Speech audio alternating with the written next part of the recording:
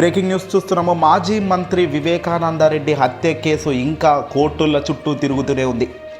ఒకవైపున ప్రతిపక్ష తెలుగుదేశం పార్టీ జనసేన జగన్కు ఈ కేసును అంటిపెడుతూ ప్రతిసారి విమర్శలు చేస్తూనే ఉన్నారు.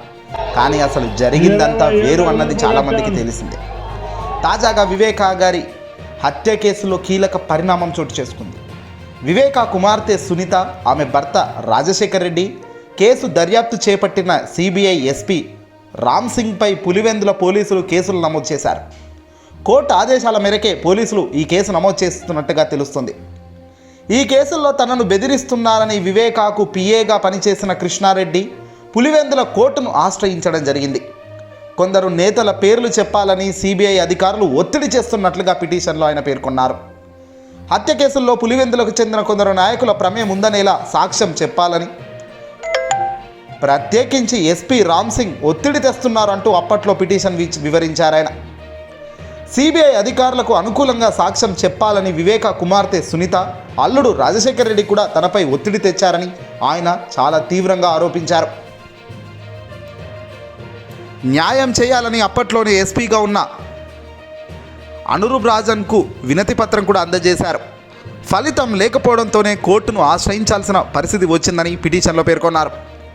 విచారణ చేపట్టిన కోర్టు కృష్ణారెడ్డి ఫిర్యాదుపై విచారణ చేపట్టి వైఎస్ సునీత, రాజశేఖర్ రెడ్డి, రామ్ సింగ్పై కేసు నమోదు చేయాలని ఆదేశించింది.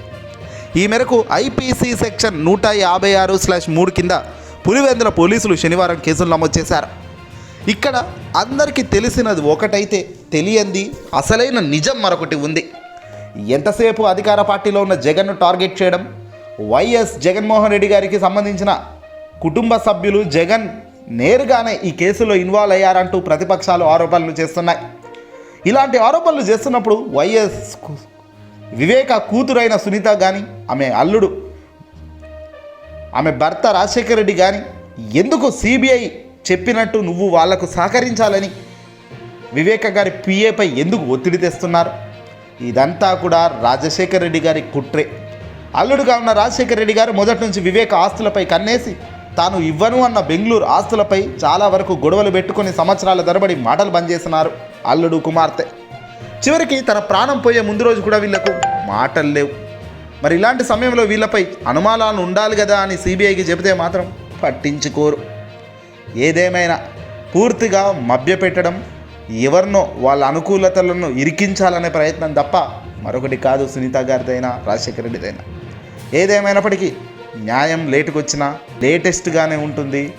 ఊహించినట్టుగానే సునీతకు అలాగే రాజశేఖర రెడ్డి గారికి ఇద్దరికి కూడా ఉచ్చు బిగిస్తుంది.